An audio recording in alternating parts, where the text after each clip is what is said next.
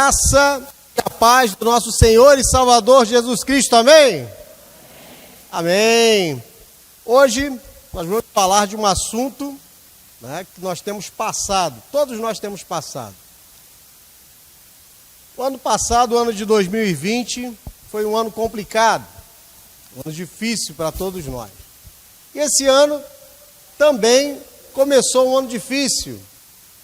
E agora parece que as coisas estão melhorando. Mas aí nós ligamos a televisão e vemos lá as notícias. Presidente da França já fala em quinta onda do vírus chinês. Áustria vai fazer o passaporte sanitário e vai trancar aqueles que não tomaram a picadinha. Então, meus irmãos, todos nós temos passado por aflições. Então, o tema de nossa mensagem hoje é aflições. E nós temos aqui a definição secular do que é aflição. Segundo o dicionário da língua portuguesa, a palavra aflição significa agonia, mágoa, tristeza, dor, ansiedade, preocupação e etc. Enfim, para o mundo, aflição significa todos os tipos de incômodos que o ser humano pode enfrentar enquanto estiver sobre a face da terra. Então, a aflição é tudo isso aqui: agonia, mágoa, tristeza, dor, ansiedade, preocupação e etc. Então, todos nós, o planeta inteiro, tem sofrido com essas aflições. Isso aqui na definição secular de aflições. Mas também nós temos a definição bíblica do que é aflição.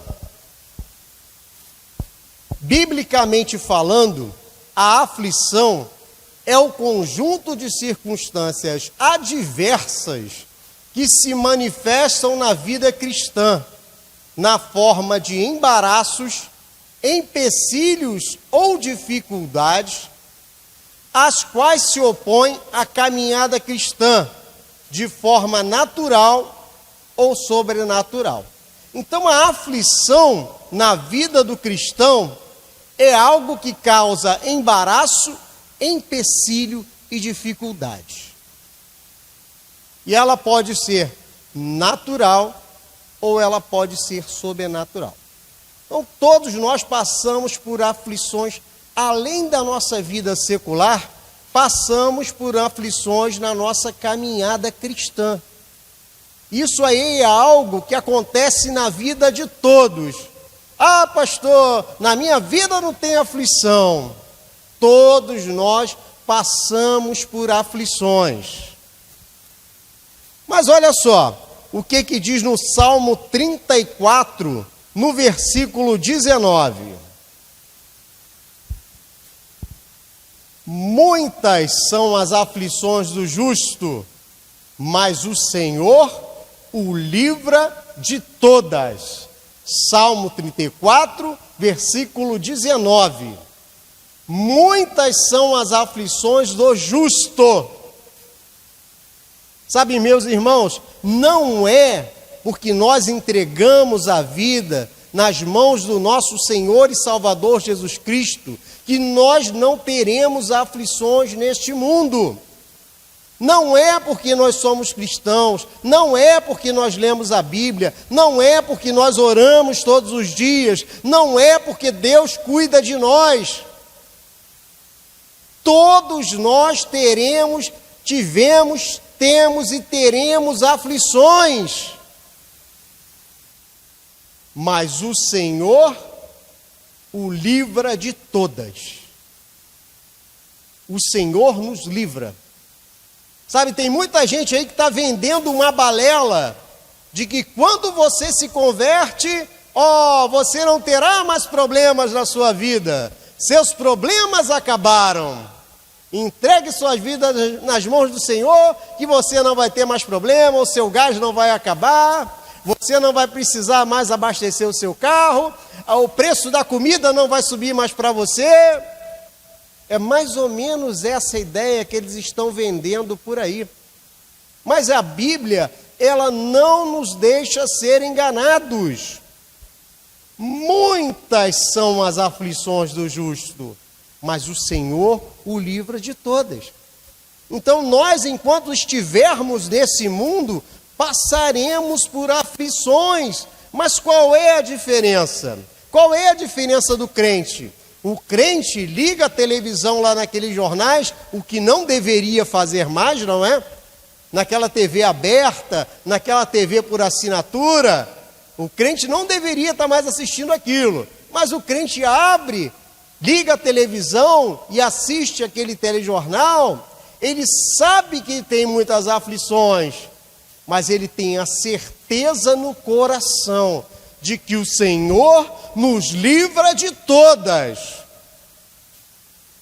Deus é conosco. Faça uma reflexão na sua vida. Quantas aflições você já passou?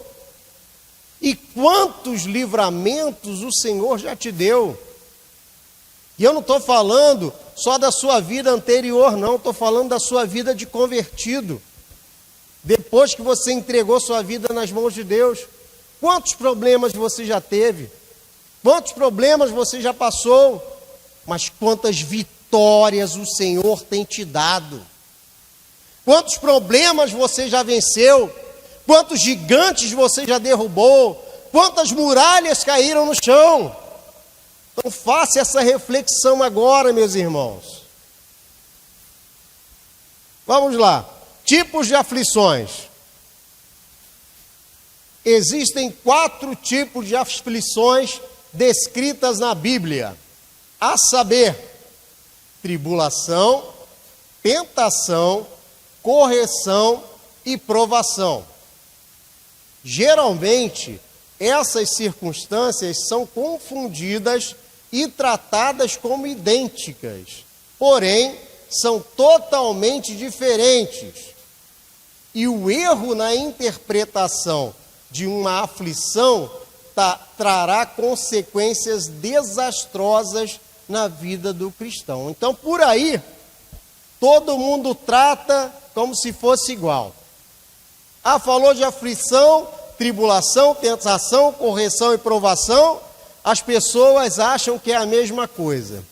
Vocês já devem ter conhecido aquelas pessoas, aqueles cristãos, estou falando de cristãos, aqueles cristãos que toda vez que você encontra, irmão, estou na prova, é só Jesus, estou na prova. Você encontra de manhã, estou na prova, encontra de tarde, estou na prova, encontra daqui uma semana, estou na prova também, e nunca que sai da prova. É porque não entende o que é tribulação, tentação, correção e provação. Vamos lá, a primeira, tribulação. Essa aflição pode ser natural ou maligna. Existem tribulações inevitáveis que ocorrem no curso da vida de todos. Porém, existem tribulações criadas pelo diabo com a finalidade de retardar o crescimento do cristão, fazendo assim que ele desanime. Então vamos lá, primeira parte. Existem tribulações inevitáveis que ocorrem no curso da vida de todos. Já já nós estaremos passando aqui no Rio de Janeiro, principalmente, por uma tribulação inevitável. Qual é essa tribulação inevitável? Que acontece todo final de ano e início de ano. Temporais de verão. Você está prontinho para vir para a igreja. Daqui a pouco despenca aquela chuvarada, você olha para a rua, um palmo de água, você já viu aqui na frente como é que ficou agora, né, quando chove, está uma graça. Então são as tribulações inevitáveis, mas são coisas naturais também, são coisas que acontecem no dia a dia de cada um de nós.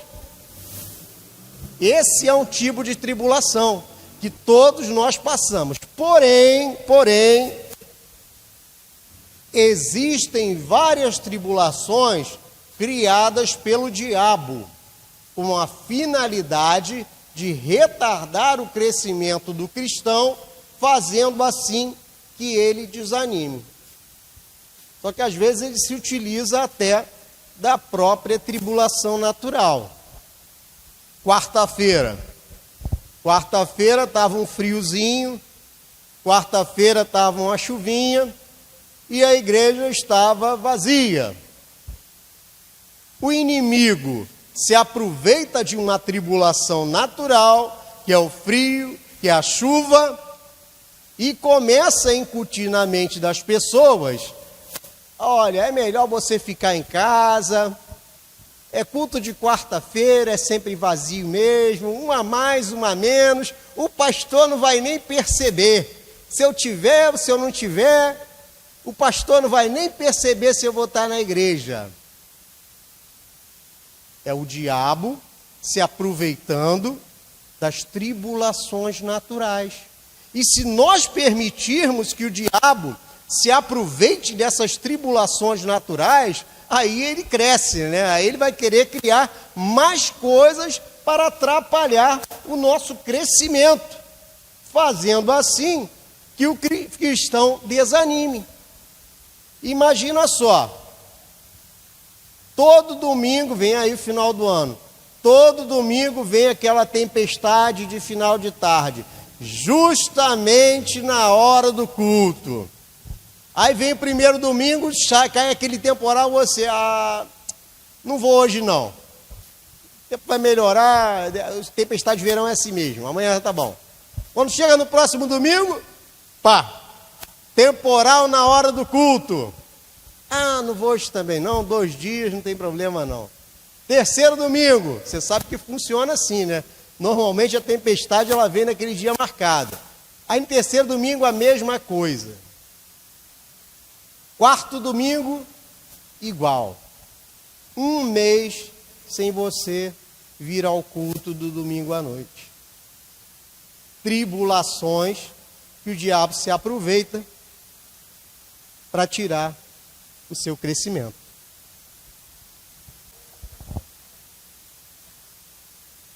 Olha só o que diz em Romanos, capítulo 5, versículo 3. Não só isso, mas também nos gloriamos nas tribulações, porque sabemos que a tribulação produz perseverança. Não só isso, mas também nos gloriamos nas tribulações, porque sabemos que a tribulação produz perseverança. É a situação. Caiu o temporal, você, com temporal ou sem temporal eu vou. No primeiro dia. No segundo dia, caiu o temporal.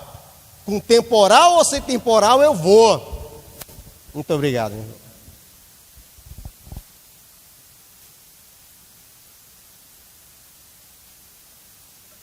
No terceiro dia, com temporal ou sem temporal eu vou. No quarto dia, a mesma coisa.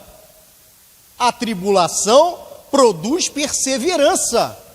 Então, se você fizer isso as 4 vezes seguidas, pode vir a quinta, a sexta, a sétima, a oitava, a nona, a 10ª vez, que você vai fazer força para estar aqui. Então, a tribulação, se nós não nos deixarmos levar pelas ideias do diabo, ela produz uma firmeza e uma perseverança em cada um de nós. Reflita na sua vida aí. Eu tenho certeza que você passou em diversas situações assim. Ah, pastor, deu tiroteio. Infelizmente eu não pude ir. Tem época que está difícil. Tem época que está complicado. Mas se você deixa de ir 1, 2, 3, 4, será que a gente faz a mesma coisa no trabalho? Vou ligar para o meu chefe. Ô chefe, está dando um tiroteio aqui no bairro, eu não vou. Será? Será que eu faço isso? Será que você faz isso? Ou a gente dá um jeitinho e vai?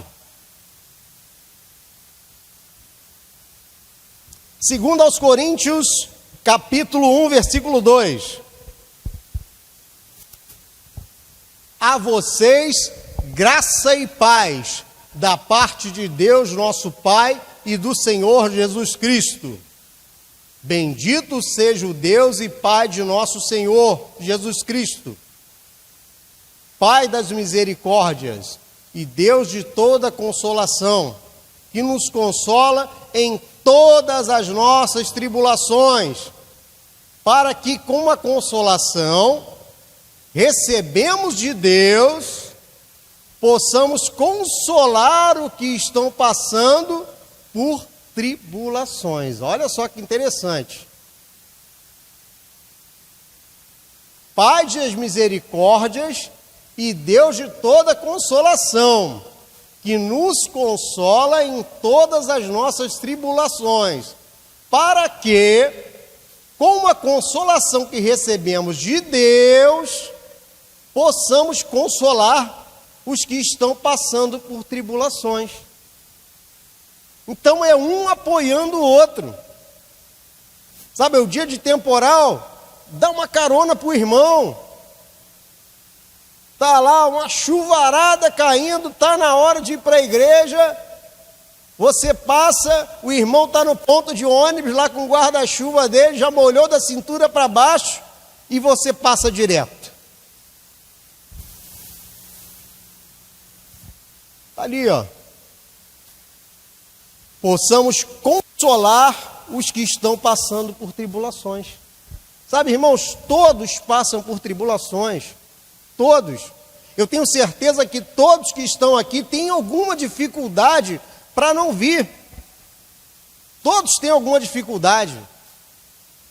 Mas se nós batermos o nosso pé, firmarmos o nosso compromisso com Deus e virmos para a casa de Deus, nós superamos essas tribulações. A outra aflição que nós encontramos na Bíblia, a tentação. Essa aflição é totalmente maligna e tem sua origem no diabo. A tentação é a manifestação do poder das trevas com uma finalidade de derrubar o crente ou desviá-lo do alvo de Deus. Satanás é o tentador e faz tudo para que os filhos de Deus pequem contra o Senhor e assim não realizem a sua vontade, mas acabam por realizar a vontade satânica, que é oposta à de Deus. Essa aflição é totalmente maligna e tem sua origem no diabo. É a manifestação do poder das trevas com uma finalidade de derrubar o crente ou desviá-lo do alvo de Deus. Então a tentação, ela vem diretamente do diabo. É uma das aflições que nós encontramos na Bíblia. E o diabo, ele não é o adversário de Deus. Desde que a gente era criança, a gente aprendeu isso, né? Que era Deus de um lado, o diabo do outro, medindo forças. Mas o diabo, ele é o nosso adversário. Nosso. E é por isso que ele nos tenta. E ele conhece qual é a nossa fraqueza. E ele vai tentar justamente na área em que nós somos fracos. Que áreas são essas? Várias. Todas as áreas da nossa vida. Em todas as áreas. Então o diabo, ele vai tentar derrubar o crente ou desviá-lo do alvo de Deus. Porque Satanás é o tentador que faz tudo para que os filhos de Deus pequem contra o Senhor e assim não realizem a sua vontade. Isso aqui está falando com crente, com cristão. Satanás, ele tenta a cada um de nós. A cada um de nós. Ah, pastor, mas Satanás vai me tentar para quê? Eu não faço nada na igreja, eu não tenho cargo na igreja, eu não tenho função nenhuma, eu só leio a Bíblia e oro. Esse aí é o que sustenta a igreja em oração. E esse é que o diabo quer derrubar. Aquele que ora pela liderança, aquele que ora pelos irmãos, aquele que estuda a Bíblia e entende aquele que está lendo e passa a ensinar o certo. O diabo, ele quer derrubar aquele que está lá no secreto. Ele não quer derrubar só a liderança que está aqui na frente, não. Ele quer derrubar você que ora lá no secreto. Você que vem no culto de oração das quintas-feiras às 8 da manhã. Ele quer tentar você para te derrubar, porque ele sabe que as pessoas que oram são as pessoas que dão sustentação para a igreja. Então, todos nós somos alvos da tentação de Satanás. E ele quer derrubar cada um de nós. Para quê? Para que nós possamos errar o alvo. E o que é errar o alvo? Errar o alvo é pecar. E não realizar a vontade de Deus, mas sim acabar realizando a vontade satânica, que é oposta à de Deus. Aí a pessoa vê esse pensamento que tem aí fora. Ah, foi tentado, fez uma besteira. Ai, não vou mais para a igreja. Vai estar escrito na minha testa que eu caí em tentação. Quando eu entrar ali na porta, pastor Jorge tiver na recepção, ele vai olhar para mim e vai estar escrito na minha testa que eu caí em tentação. Quando eu sentar no banco, se o banco estiver lotado, tiver 2 vagas na esquerda, 2 vagas na direita, eu vou sentar no meio, todo mundo vai olhar para a minha cara. Na hora de entregar o dízimo, vou chegar lá na frente, todo mundo vai ver que eu caí em tentação, então eu não vou mais para a igreja. É isso que o diabo quer. Porque ele enfiou na cabeça dos cristãos que quando você peca, você é de Satanás. E isso é uma mentira. Porque todos nós somos de Deus. Jesus Cristo pagou o preço na cruz por cada um de nós. O pecado de Adão já foi pago. Nós somos lavados e remidos pelo sangue do Cordeiro. Então, no momento em que nós pedirmos perdão para o nosso Deus, acabou. Mas o diabo, ele tenta colocar na nossa cabeça que não. Olha, você pecou, já era, acabou, hein, para você, hein? Ainda vem com aquela historinha. Olha, quem está limpo, limpe-se mais. Quem está sujo, suje-se mais. Ó, você já sujou os pés, agora chafurda na lama.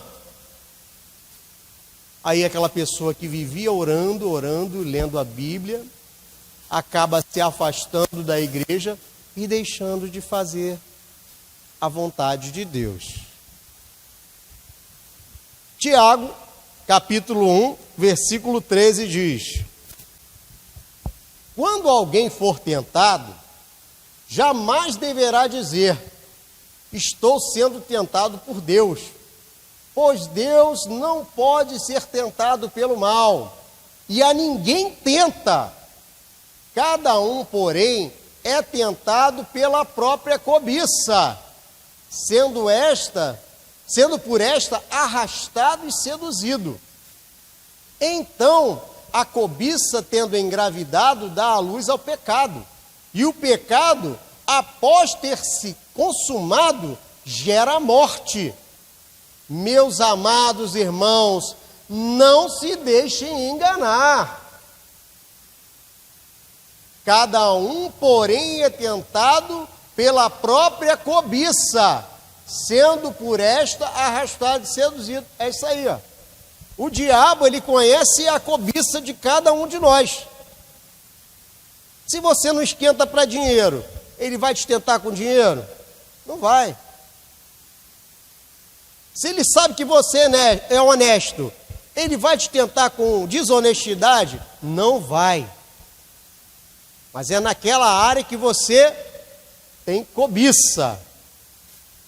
É nessa área que ele vai te tentar. E a pessoa, se deixar, será arrastado e seduzido. Então, a cobiça, tendo engravidado, dá a luz ao pecado. E o pecado, após ter se consumado, gera a morte. Meus amados irmãos, não se deixem enganar. Então, não se deixem enganar por esse papo. Já falei várias vezes. Um dia está salvo, um dia está no inferno. Um dia está salvo, um dia está no inferno. Ah, pastor, mas passei uma semana no inferno. Depois voltei para a igreja, passei um ano salvo. Aí dei mole de novo, passei um mês no inferno. Voltei para a igreja, passei mais um ano salvo. Isso é mentira de Satanás, é engano. É isso que ele quer que nós pensemos. 1 Coríntios, capítulo 10, versículo 13. Não sobreveio a vocês tentação que não fosse comum aos homens, e Deus é fiel. Ele não permitirá que vocês sejam tentados além do que podem suportar. Mas, quando forem tentados, Ele lhe providenciará um escape para que o possam suportar. Ele ali, ó, tinha que estar com E maiúsculo, que é o nosso Deus. Ele lhes providenciará um escape para que possam suportar. Nosso Deus nos dá o suporte. Quantas vezes você resistiu à tentação? Um monte, tenho certeza disso. Um monte. Um monte de vezes você resistiu à tentação, porque Deus te dá o suporte. Mas também tenho certeza que uma vez ou outra você caiu na tentação. Por quê? Não sobreveio a vocês tentação que não fosse comum aos homens. Uma vez ou outra você vai cair, não é para justificar o erro, não. Mas é para saber que o nosso Deus é conosco. Se você errar e se arrepender verdadeiramente, Ele não vai te jogar fora, não. Ele vai te acolher porque você é filho. Mesmo que você tenha passado um ano fora da igreja, filho pródigo, quando você retornar, você continua sendo filho. O filho pródigo nunca deixou de ser filho. Nunca. Você lembra quando o filho pródigo voltou? Que o irmão que nunca se afastou do pai ficou chateado? Ah, pai, mas ele ficou tanto tempo lá fora, gastou todo o dinheiro, agora você recebe ele, bota anel no dedo, bota sandália no pé. É porque ele nunca deixou de ser filho, e nós também nunca deixamos de ser filhos. Próxima aflição é a correção, ou dependendo da versão que você vai ter na Bíblia aí, disciplina. Essa aflição é totalmente divina. Lembra da primeira? A primeira podia ser natural ou diabólica. A tentação só diabólica. Mas essa aqui, a correção, ela é totalmente divina. Vem de Deus. E tem sua origem em Deus. A correção é a manifestação do Pai corrigindo e disciplinando seu filho. É um ato amoroso de Deus, ainda que aparentemente demonstre ser dura e sofrida. Seu objetivo é ajudar, corrigir e restaurar. Deus é Pai, então Ele corrige, e a sua correção, em algum momento, pode parecer dura, sofrida e amarga. Mas a correção, ela vem de Deus. Então é preciso a gente entender bem as coisas. Tribulação é uma coisa, tentação é outra coisa, correção é uma terceira coisa. A correção só vem de Deus. Seu objetivo é ajudar, corrigir e restaurar. Claro, se vem de Deus, tem que ser coisa boa, né? Pode ser um pouquinho sofrida, mas é para corrigir, para ajudar, corrigir e restaurar. Então, quando nós passamos por um momento de correção, de disciplina, é para que a gente melhore. É para que a cada momento a gente seja um crente mais forte, um crente melhor, um crente aprimorado. Olha o que diz aqui em Hebreus, capítulo 12. Filho meu, não desprezes a correção do Senhor, e não desmaies quando por ele fores repreendido, porque o Senhor corrige o que ama e açoita a qualquer que recebe por filho. Se suportais a correção, Deus vos trata como filhos, porque que o filho há a quem o pai não corrija. Se Deus é nosso Pai, Ele vai nos corrigir. Deus corrige.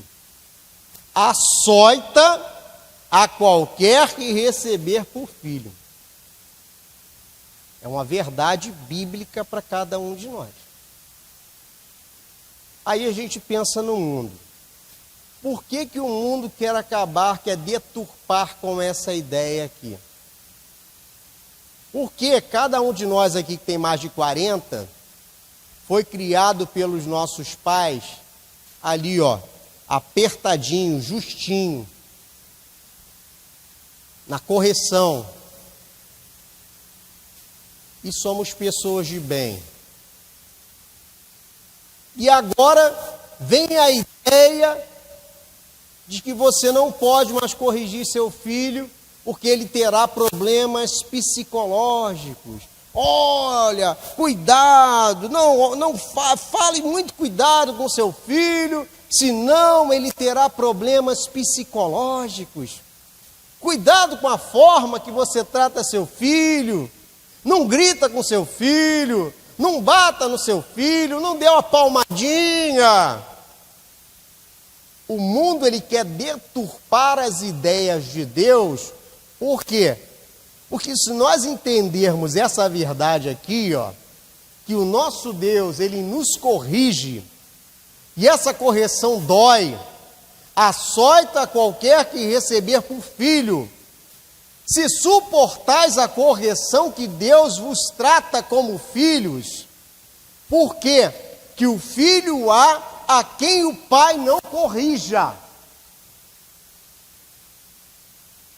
Então, nós pais precisamos também corrigir os nossos filhos.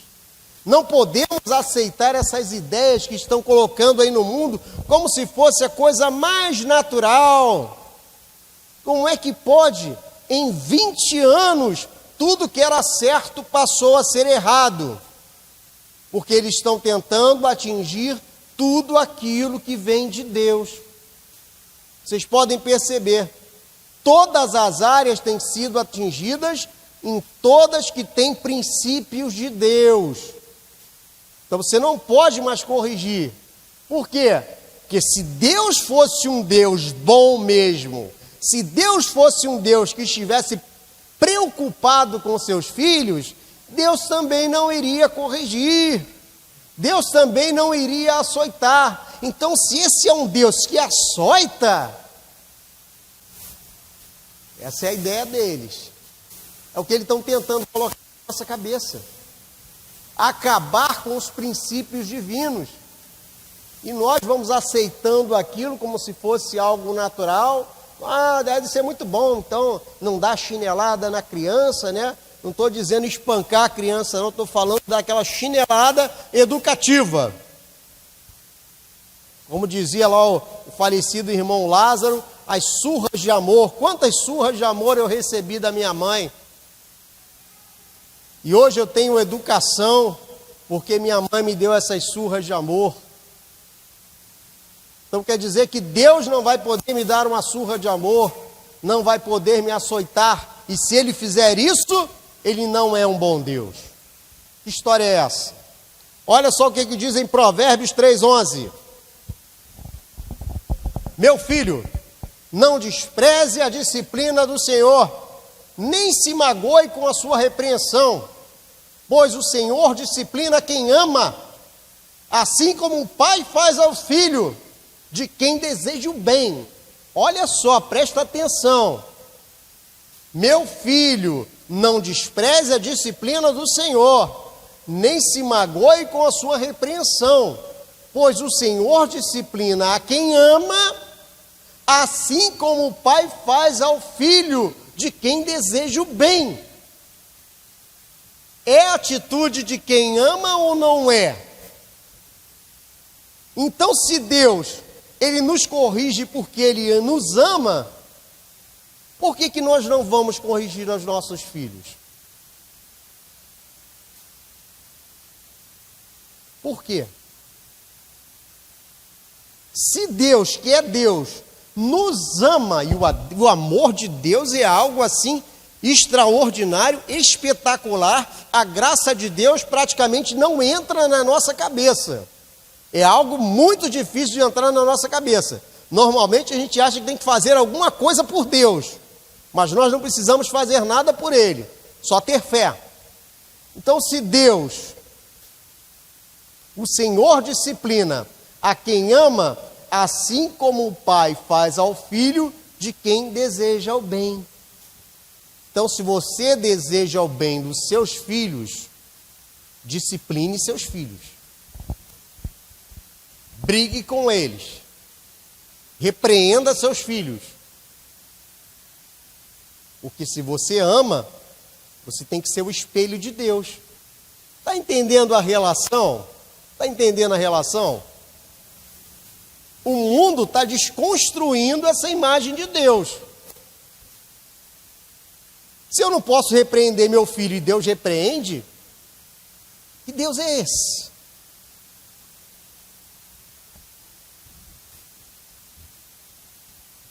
A aprovação.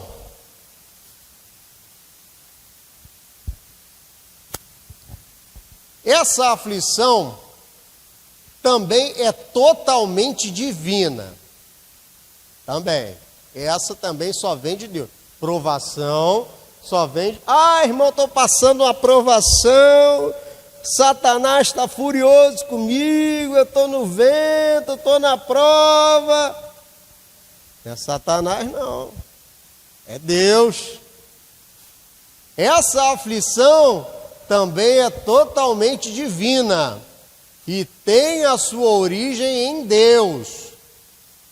A provação visa a formação, preparação e a qualificação para as funções e obras no reino de Deus. A provação visa a formação, preparação e a qualificação para funções e obras no reino de Deus. Então, aquela pessoa que você encontra, que está a vida toda na prova, você encontrou há 1 ano atrás, estava na prova, encontrou há 6 meses atrás, estava na prova, você encontrou hoje de manhã, estava na prova, provavelmente não é provação que aquela pessoa está passando, é qualquer outra, ou é tribulação, ou é correção, ou é tentação, mas não é provação, porque a provação, ela tem começo, meio e fim. Lembra lá de Jó? Jó passou por uma provação. Ela teve começo, teve meio e teve fim. Por quê? Porque ela quer preparar, ela quer formar, preparar e qualificar para as obras do reino de Deus.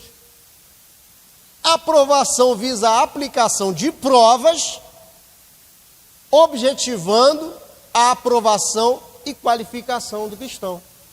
Então, Deus, vem diretamente de Deus essas provas, para que o cristão seja aprovado e qualificado para a obra de Deus. Tiago, capítulo 1, versículo 2.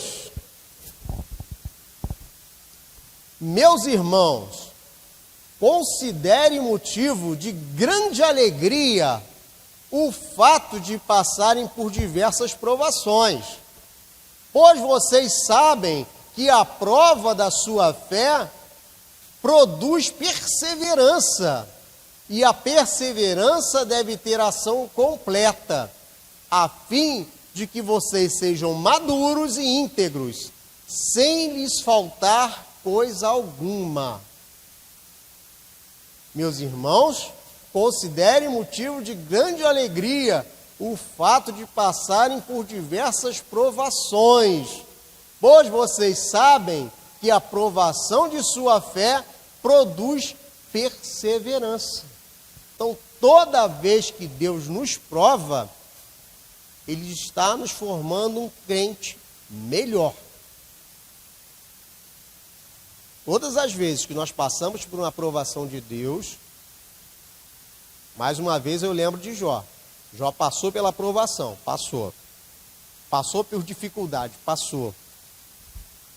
Mas aí eu te pergunto, Deus abandonou a Jó em algum momento? Jó abriu mão da sua fé em algum momento? O que os amigos de Jó e a mulher de Jó falaram? Larga esse Deus para lá, rapaz, olha como é que você está, todo arrebentado, perdeu tudo. Mas Deus era com ele? Sim. Jó abandonou a Deus? Não abandonou. Porque é assim que funciona. É assim que funciona. E a perseverança deve ter ação completa, a fim de que vocês sejam maduros e íntegros, sem lhes faltar coisa alguma. Parecia que Jó não tinha nada. Parecia que a vida de Jó tinha acabado. Parecia que a vida de Jó acabou, já era, não tem mais nada, foi. Mas Deus não deixou faltar nada a Jó. Aparentemente, aos olhos humanos, parecia que ele era o homem mais infeliz do mundo.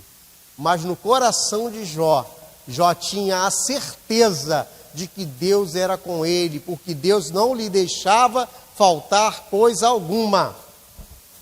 Jó 23:10. Mas ele conhece o caminho por onde ando. Se me puser à prova, sairei como ouro. Olha só, mas ele conhece o caminho por onde ando. Se me puser à prova, sairei como ouro. Vocês já viram alguma reportagem sobre garimpo? Eles acham aquela pedra lamacenta no meio do rio, aquela pepita de ouro toda suja. Aí depois você vê aquela pepita de ouro lá no ourives, toda limpinha, trabalhada. É assim que funciona na vida do cristão. Às vezes nós estamos todos sujos, lamacento, sem forma, e nós passamos pela mão do ourives, chamado Deus, e nós saímos como ouro reluzente. Então a prova, ela serve para isso, para trabalhar cada um de nós. Às vezes você olha para si mesmo e pensa: mas eu sou uma pedra sem valor, eu não tenho nada a acrescentar. E Deus te passa por uma prova, e ao final daquela prova, você está uma pepita de ouro, toda trabalhada, toda reluzente. Tiago 1,12. Feliz é o homem que persevera na aprovação, porque depois de aprovado, receberá a coroa da vida que Deus prometeu aos que o amam. Olha, vai além, hein? Vai além dessa vida. Feliz é o homem que persevera na aprovação, porque depois de aprovado, receberá a coroa da vida que Deus prometeu aos que o amam.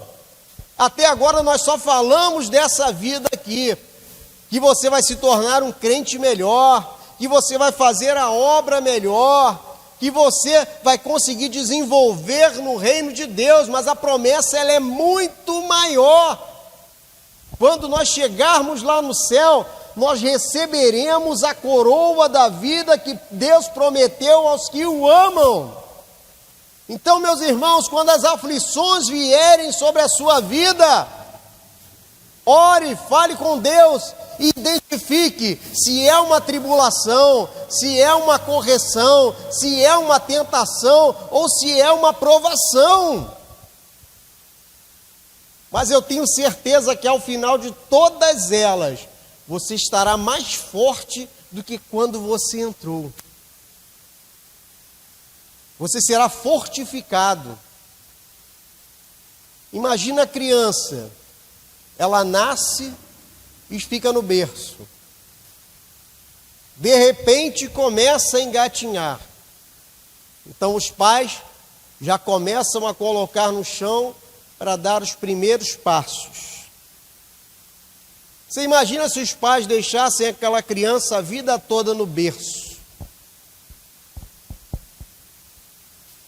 O que elas se tornariam?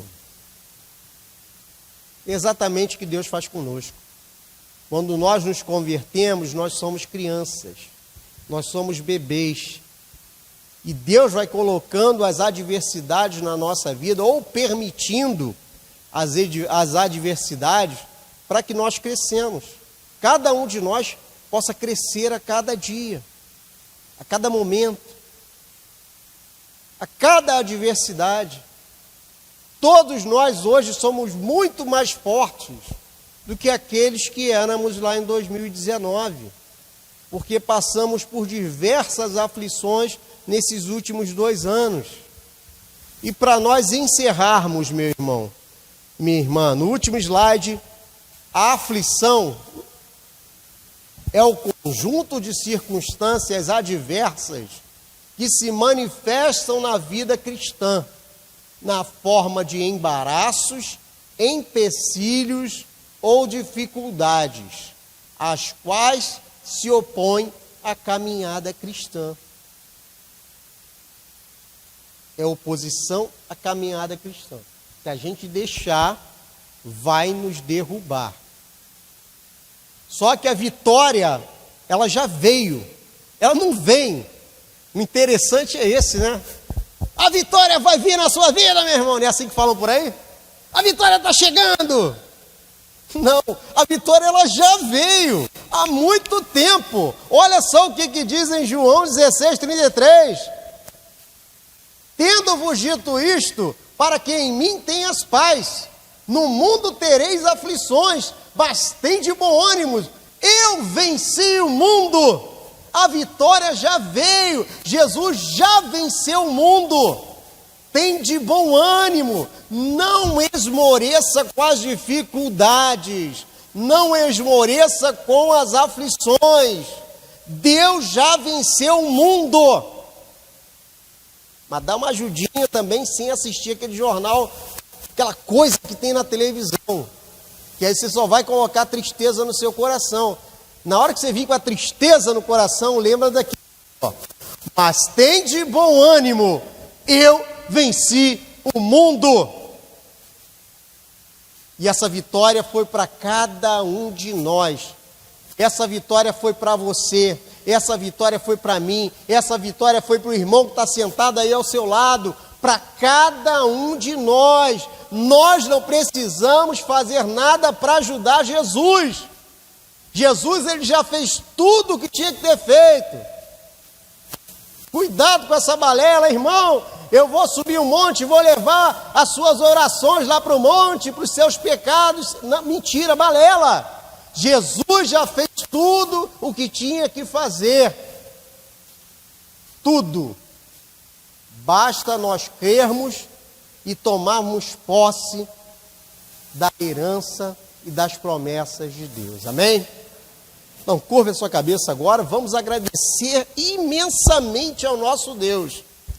Senhor, nosso Deus e nosso Pai, nessa noite, nós te agradecemos imensamente, porque o Senhor nos deu a vitória pela graça, um favor imerecido. Nós não merecemos a tua misericórdia, mas o Senhor nos dá a si mesmo.